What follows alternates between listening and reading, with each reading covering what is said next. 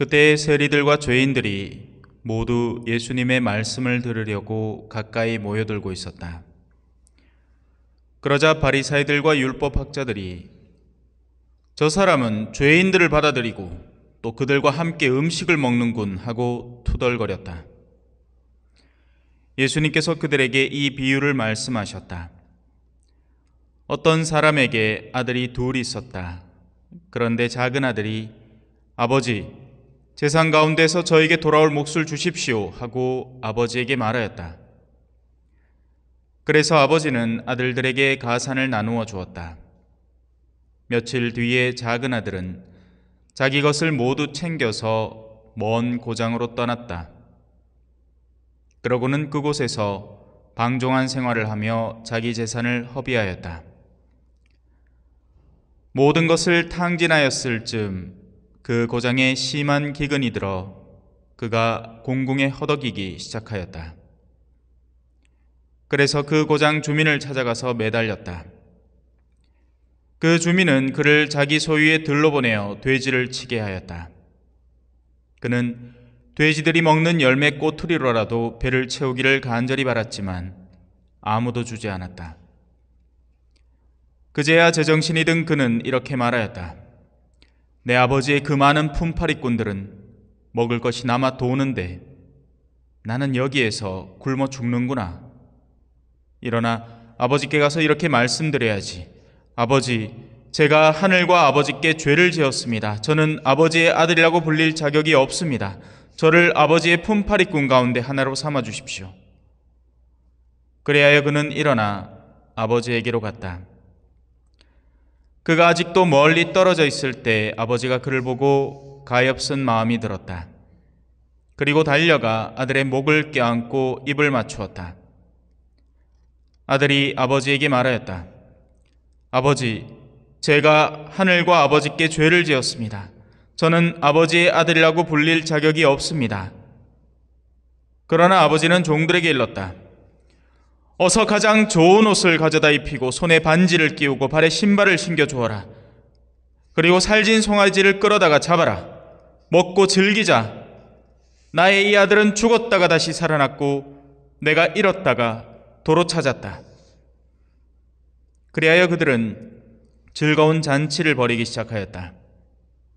그때 큰아들은 들에 나가 있었다. 그가 집에 가까이 이르러 노래하며 춤추는 소리를 들었다.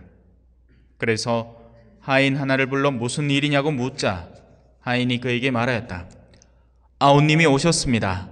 아우님이 몸성이 돌아오셨다고 하여 아버님이 살진 송아지를 잡으셨습니다. 큰아들은 화가 나서 들어가려고도 하지 않았다. 그래서 아버지가 나와 그를 타이르자 그가 아버지에게 대답하였다. 보십시오. 저는 여러 해 동안 종처럼 아버지를 섬기며 아버지의 명을 한 번도 어기지 않았습니다. 이러한 저에게 아버지는 친구들과 즐기라고 염소 한 마리 주신 적이 없습니다. 그런데 창녀들과 어울려 아버지의 가산을 들어먹은 저 아들이 오니까 살진 송아지를 잡아주시는군요. 그러자 아버지가 그에게 일렀다. 얘야, 너는 늘 나와 함께 있고 내 것이 다 너의 것이다. 너의 저아우는 죽었다가 다시 살아났고 내가 잃었다가 되찾았다. 그러니 즐기고 기뻐해야 한다. 주님의 말씀입니다.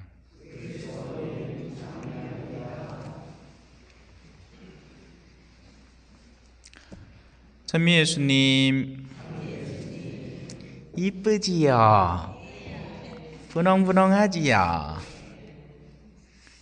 이걸 선물해 주신 분은 애써 이름을 감추려고 했지만 하느님께서 특별한 계기로 저에게 누군지 알려주셨어요. 그래서 이 자리 빌어서 감사 인사드립니다. 소중한 분이 선물해 주신 옷이니 소중히 입고 입을 때마다 그분 위해서 기도하겠습니다. 만약에 내한테 물어봤으면 안 한다 하겠는데 지금까지 그래왔고 그래서 없었어요. 지금까지 분홍색 저희가. 근데 막 아무도 모르게 사보내려 했는데 내한테 들켰다. 자, 오늘 복음 잘못 읽으면 탕자가 되자 이래 읽으면 안 됩니다. 그게 아니에요. 이게 이 사람이 나가잖아요. 돌아올지 안 올지에 대한 확신이 존재하지 않습니다. 그리고 나가 있는 기간이 길면 길어질수록 돌아오는 거리가 더욱더 멀어질 수밖에 없습니다.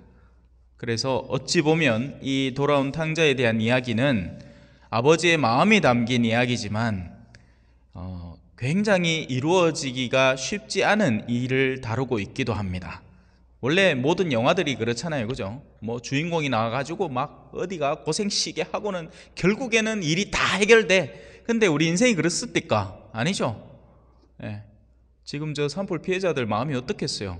하루아침에 뭐 가족도 잃고 뭐 집도 잃고 그 무너진 마음들이 어떻겠냐고. 그럼 뭐 그 다음에 갑자기 뭐 기적처럼 다 회복됩니까? 아니거든요. 삶은 더 비참해질 수밖에 없는 겁니다. 자, 오늘 제가 여러분들을 위해서 준비한 건 일독서에 나오는 만나 이야기입니다. 만나. 영적 성장이라는 제목을 달아봤습니다. 만나라는 음식은 하늘에서 내려온 거죠. 그리고 이스라엘이 노력하지 않고 얻어낸 음식입니다. 우리는 거저 얻는 것이 있는 동안 그냥 허투루 시간을 보내서는 안 됩니다. 거저 얻는 것이 있는 동안 힘을 길러야 하고 그 내공을 준비해야 됩니다. 왜냐하면 노력 없이 얻어지는 음식은 영원하지 않거든요. 보통 우리 자녀들을 보면 그렇죠, 그죠? 아들이 철딱서니 없이 집에 들러붙어서 할 때는 다 그냥 원래 이런 줄 알아. 근데 아니야. 부모님이 시간 빠지게 노력해갖고 다 만들어 놓은 거를 지는 그냥 쫄떡쫄떡 받아 먹고 있는 게야. 낸자 이제 지가 자취해보마 알지. 뜨신 밥이 그냥 나오는 게 아니었구나. 어제 하루는 제가 밥을 한 번도 못 먹더라고요. 낮에는 밀면 사 먹고 아침은 대충 때려 먹고 저녁엔 토마토 2개 주워 먹고. 뜨신 밥을 먹는다는 건 누군가가 차려놓은 밥을. 근데 또 왜 우리 어릴 때는 또 투정하면서 먹잖아, 그죠? 엄마! 소세지 줘, 소세지! 막 참치 따줘, 참치! 그렇게 쌓고 앉았습니다, 그죠? 그래서 우리는 노력 없는 음식이 우리에게 선물되는 동안 우리의 힘을 길러 놓아야 합니다. 성장해야 한다는 거죠. 그냥 그 시간을 허송세월하라는 게 아닙니다. 그 음식이 그치고 나면 우리 스스로 양식을 마련해야 하기 때문입니다. 따라서 이스라엘 백성에게 하늘의 양식이 멈추었다라는 이야기는 어떤 의미다? 이스라엘 백성이 스스로 성장을 그만큼 했다, 스스로 양식을 구할 정도로 성장했다라는 것을 반증하는 이야기가 되는 겁니다. 성장이 어느 정도 완료되면 아이는 집에서 나와 살아야 되죠. 거저 얻는 음식이 멈춰지게 됩니다. 그죠? 신앙 안에서 성장한다는 의미는 바로 영혼의 성장을 의미합니다. 영혼이 큰다는 이야기예요. 몸은 양식을 먹고 자라죠. 영혼은 사랑이라는 걸 먹고 자라는데 우리의 영혼 성장기 초반에 우리는 사랑을 엄청 많이 받습니다. 오늘 예비자분들이 잘 안 보이네요. 내일 오실란가? 지금 우리 성당에 나오고 있는 예비자분들이 그렇습니다. 성당에 오면 간식도 주고 교재도 주고 강의도 선물해 주고 그죠? 또 뭐 내일은 성지순례도 데리고 가줍니다. 한티 피정해지 한티로 가서 식사 한 끼 하고 같이 한티 한 바퀴 돌고 올 거예요. 하지만 이런 보살핌이 영원할 이유가 없겠죠. 그때 뿐입니다. 그죠? 그 뒤에는 어떤 일이 시작되죠? 스스로 신앙을 성장시켜 나가야 합니다. 이제는 자기가 알아서 미사 찾아와야 되고 또 자기가 알아서 기도 생활도 점점 늘려나가야 하고 신앙의 깊이를 더욱더 깊고 넓게 만들어 가야 하죠. 누가 전화해 주지 않아도 스스로 미사 챙겨 나와야죠. 왜냐하면 지금 오시는 분들 중에 내일은 몇 시 미사 오실랍니까? 오늘 미사 올 수 있습니까? 못 옵니까? 그러면 내일 새벽에 신부님 기다렸다가 신부님이 차 몰고 가면 그거 타고 가면 됩니다. 제가 몇 주간 지금 모시고 가고 있습니다. 새벽 미사를. 계속 일할 수 없죠. 언젠가는 그쳐지고 자기 스스로 오토바이를 타고 오든지 걸어오든지 술을 내야 됩니다. 이러한 상황은 기성신앙인들에게도 마찬가지로 적용이 됩니다. 그래서 어찌 보면 여전히 미숙한 신앙인들이 너무 많아서 아직도 떠먹여줘야 하는, 떠먹여줘도 겨우 먹을까 말까 한 신앙인들이 많이 눈에 띕니다. 고해성사도 판공때가 돼서 여러분 고해성사라는 게 있는데요. 에이? 판공때가 다가오면 요 표 쪼가리 받아가 저 안에 한번 꼭 들어가 주셔야 됩니다. 이래야 갈까 말까 그마저도 하기 싫어가지고 버티다가 딴 신부님 오면 몰래 얼른 가갖고 줄 서가 캐딱하대. 얼마 전에 맹신부님 온게 미사 마치고 서도 줄을 서가 달랐고 걔가 바닥하대. 내한테 그렇게 보기 싫을까요? 이해는 합니다. 얼마나 보기 싫겠노, 그죠? 혹시나 내 목소리 아까 싶어가, 들킬까 싶어가, 부끄러워가, 그죠? 제가 다른 데서도 특강하면서 한 얘기인데요. 환자가 아픔을 못 느끼면요, 이거 심각한 겁니다. 여러분들이 뭔가 안에 자라고 있는데 아픔을 못 느낀다고 상정해봐요. 나중에가 다 붉어져서야, 뭔가 심하게 변형되고 나서야, 그제서야 알면 고치려고 해도 늦죠. 그래서 우리에게는 통증이라는 감각이 있는 겁니다. 영혼에도 통증이라는 감각이 있는데요, 그게 뭔지 아세요? 수치심입니다. 부끄러워함입니다. 근데 이걸, 영혼의 수치심을 애써 무력화시키잖아요. 다른 신부님이 왔을 때 얼른 성사 바쁘고 다른 성당 갖고 몰래 성사 바쁘고 이러잖아요. 그러면 그 죄를 다시 너무나 쉽게 저질러 버립니다. 아니요, 죄는 부끄러운 줄을 알아야 다시는 이러면 안 되겠구나라는 결심, 정계가 확립되는 겁니다.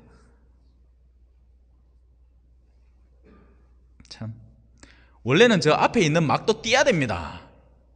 그래야지 주임 신부가 누군지 알고 누군지를 보고 그에 맞춰서, 원래 주치라는 게 있지 않습니까? 주치.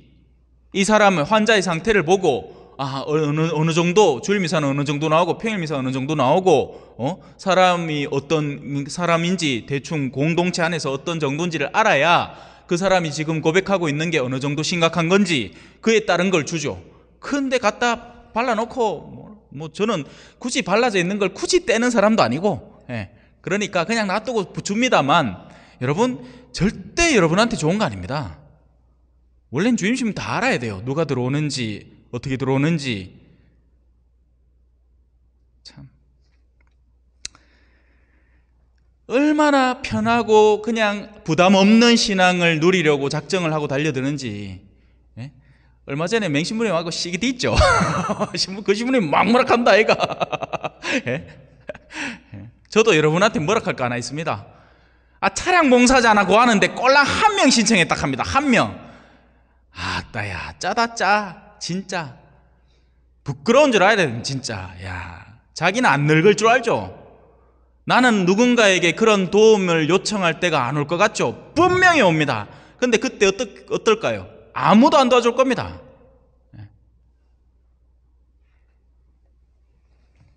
참, 그런 면에서는 참 이 공동체에 굉장히 실망했습니다. 솔직히. 받기는 좋아하면서 주기는 싫어하는 공동체. 다른 한편으로 지금까지 그렇게 성실하게 봉사해 준 분들에게 거듭 감사를 느끼기도 합니다. 아무도 해달라고 하지도 않았는데 자진해서 지금까지 해온 분들이 있으니까요. 그래서 지금 기성신자들도 아직 너무나 미숙하고 어린애들입니다. 떠먹어줘야 겨우 먹는, 미사가 의무다 빠지면 성사 봐야 된다 하니까 겁이 나가지고 아이고 성사 보기 싫은데 그래서 기적기적 나오는 그런 신앙인들, 평일미사는 절대 나오면 안 되는 줄로 알고 있는 신앙인들이 있죠. 예. 그래서 이런 이들은 교회의 성장 시기에는 상관이 없습니다. 왜? 교회가 성장한다는 건 외적인 규모도 같이 커나가기 때문에 먹을 게 있어 보이거든요. 교회가 북적북적거리고 막 사람이 막 꽉꽉꽉꽉 늘어나고 할 때는 신부님도 동네 유지인 셈이고, 이게 지금 남미의 선교지가 그래요. 한 번은 대통령 오는데 저를 부르더라고요. 우리 동네 대통령 오는데 신부님이 그 동네 유지인 거예요. 그래서 와서 대통령 오니까 축복식도 한번 해달라 이 카더라고. 그러니 그런 신부님에게 붙어 먹으려고 하는 사람들도 옛날에 많았죠. 인자 와서야 뭐 누가 그럽니까, 그죠? 물론 아직 저 성주에는 살짝 그런 기운이 있습니다. 저기는 정치인들도 많기 때문에 신부님과 함께 뭔가 할 때 그 영향력을 같이 주고받을 수 있으니까 그런 걸 무시할 수 없지만, 이제 초전은 이미 물 건너갔죠. 누가 뭐 그런 쪽으로 저를 보겠습니까? 그래서 이런 이들은 교회가 그렇게 막 외적으로 성장하는 시기에는 열심히 활동을 하다가 이런 교회 위기가 다가오는 시기, 코로나로 한번 훅 나무가 흔들렸죠. 마치 산불 지나가듯이 코로나가 한번 쑥 지나가니까 교회가 전반적으로 그 나무들이 다 한 번씩 흔들린 겁니다. 그래서 어설프게 붙어있던 나뭇가지들이 다 후두둑 떨어져 버린 거예요. 아따 이참에 잘 됐다. 원래부터 가기 싫었는데 성당을 오지 말란다. 오예 땡 잡았네. 이 기회를 핑계 삼아 그날로부터 냉담 들어가는 겁니다. 그런 사람들이 부지기수죠.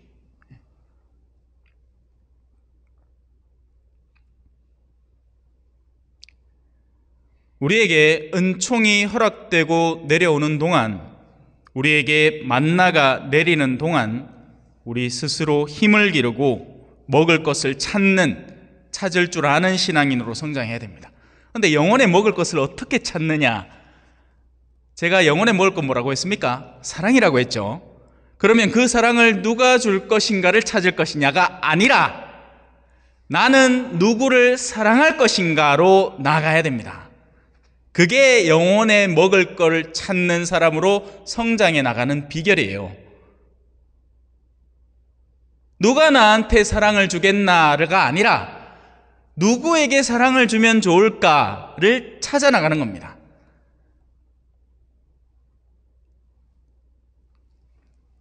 신부님 어디 사랑을 줄 수 있습니까? 없을 것 같죠. 동네에 경로당만 가봐도 누가 경청해 주기를 기다리는 사람이 수두룩빽빽합니다. 그 할매들 막 맨날 모여갖고 자기들끼리 이야기하니까 막 서로 사정 다 하는 기라. 그래 한 개도 재미없어. 근데 새로운 사람 누가 하나 갖고 얘기를 들어주잖아요. 그러면 하나부터 열까지 다 얘기하려고 합니다.